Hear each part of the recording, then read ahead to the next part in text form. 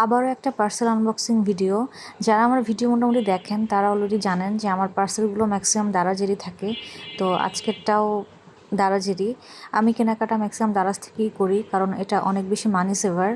আর যারা দারাজ থেকে কেনাকাটা করেন তারাও জানেন যে দারাজ থেকে কেনাকাটা যে আসলে কতটা সাশ্রয়ী। ওদের সবসময় প্রোডাক্টের উপর অনেক বেশি অফার থাকে বা ডিসকাউন্ট থাকে, তো দেখা যায় যে এরকম প্রাইসে কিনলে সেটা আসলেই লাভজনক।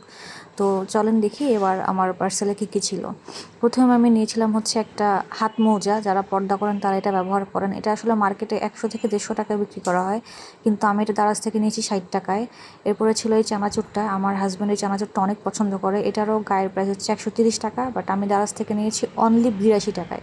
তো অফারটা কিন্তু অনেক বেশি, আর এটার মেয়াদ অনেক দিন ছিল। এরকম না যে এটার মেয়াদ নেই বা মেয়াদ শেষ হয়ে গেছে প্রায়, এরকম মোটেও এরকম কিছু ছিল না। এরপর আমি নিয়েছি দুটা ভিটের দোকানে বেশ ভালোই দাম। আমি এই দুটা নিয়েছি হচ্ছে মাত্র 120 টাকায়।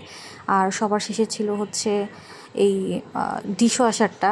এখানে দুইটা ছিল, একটা হচ্ছে 750 ml-এর বটল, সাথে হচ্ছে 250 ml হচ্ছে ফ্রি ছিল। এটা ছিল 100 টাকা। আর এখানে সবচেয়ে সুন্দর যে জিনিসটা ছিল এটা হচ্ছে এই ব্যাগটা। আমার হাজব্যান্ড এটা নিয়েছিল বাইকের কাগজপত্র সবসময় যেন ক্যারি করা যায়, এর জন্য এই ব্যাগটা নিয়েছিল। ব্যাগটা অনেক বেশি সুন্দর ছিল সামনাসামনি, আর খুব বেশি মজবুতও ছিল ব্যাগটা। এই ব্যাগটা নিয়েছিল মাত্র 250 টাকা, কিন্তু দোকানে এই ব্যাগগুলো আরও অনেক বেশি দামে বিক্রি হয়।